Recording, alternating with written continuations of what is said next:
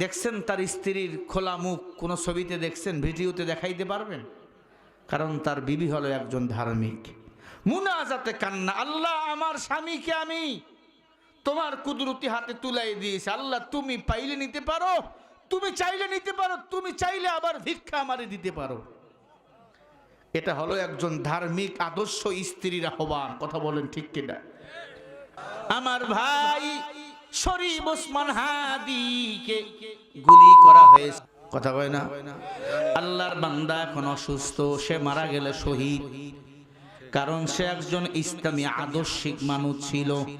তার বাবা নামাজি, তার স্ত্রীটাও বড় পর্দানিশী ধার্মিক। আল্লাহু আকবার।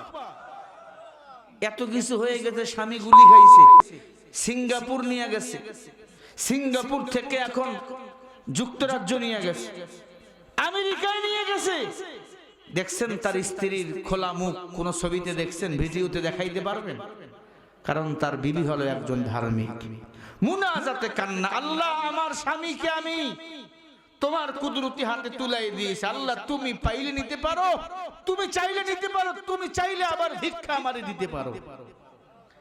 এটা হলো একজন ধার্মিক আদর্শ স্ত্রীর আহ্বান। কথা বলেন ঠিক কিনা?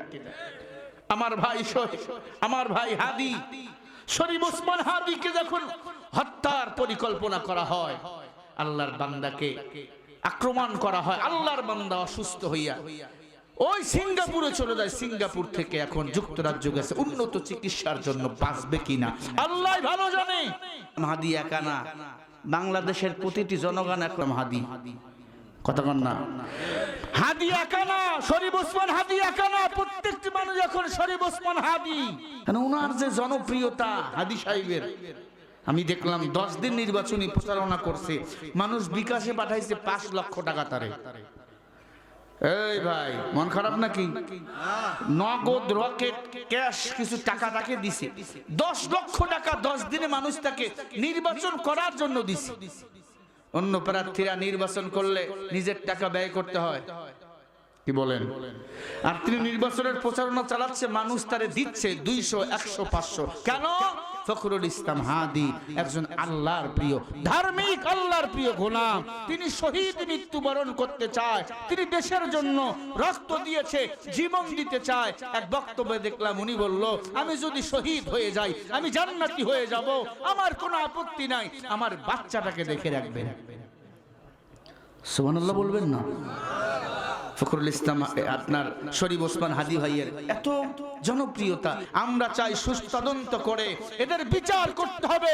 আল্লাহ তাআলা শরীফ ওসমান হাদিকে যদি ফিরিয়ে দেয়, এটা আমাদের জন্য অনেক বড় পাওয়া হবে। আমরা দোয়া করি আল্লাহ যেন তাকে সুস্থ করে আমাদের মাঝে ফিরিয়ে দেয়। বলেন আমিন। আরো জোরে কোন আমিন। আর যদি মরিয়া যায়, খবর আছে, কি বলেন?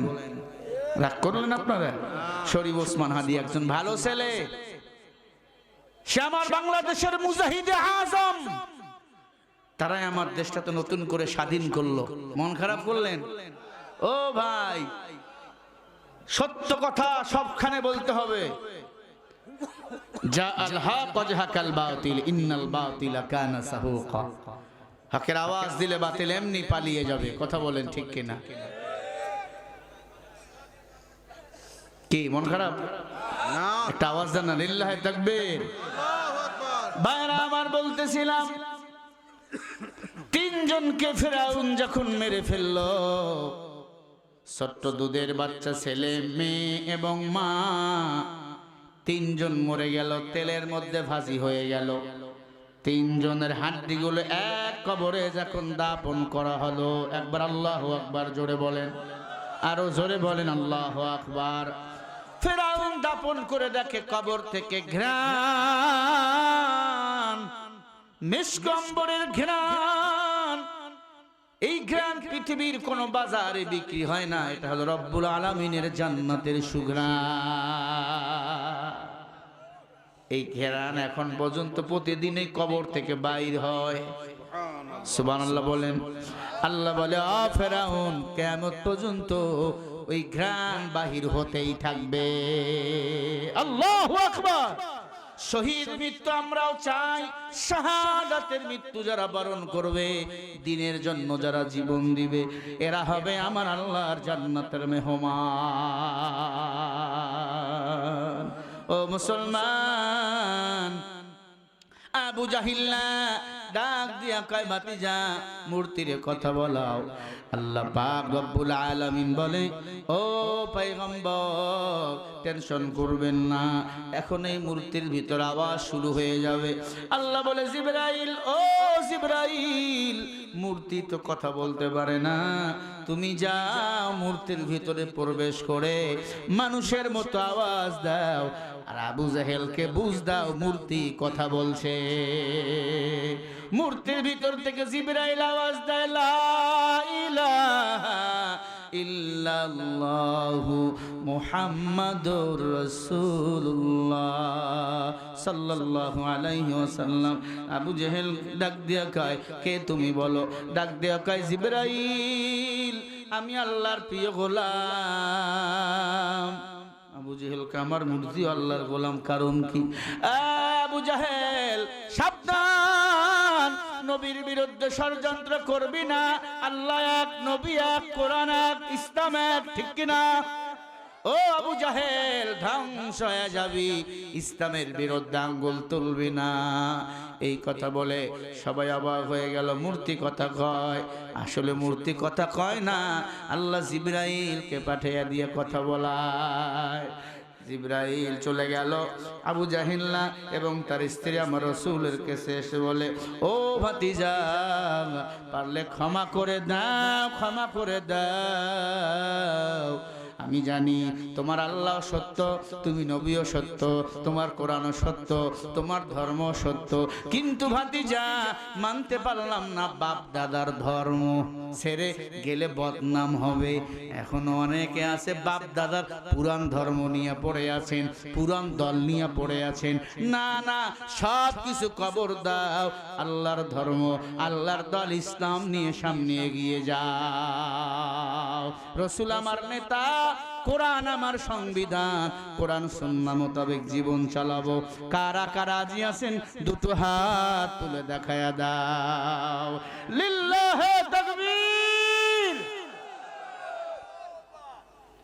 রাগ করলেন?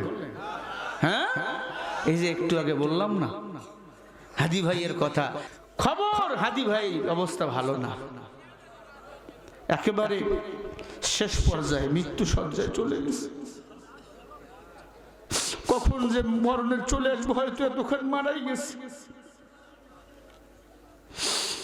আল্লাহ যেন তাকে শহীদ মৃত্যু দান করেন, বলে না আমি।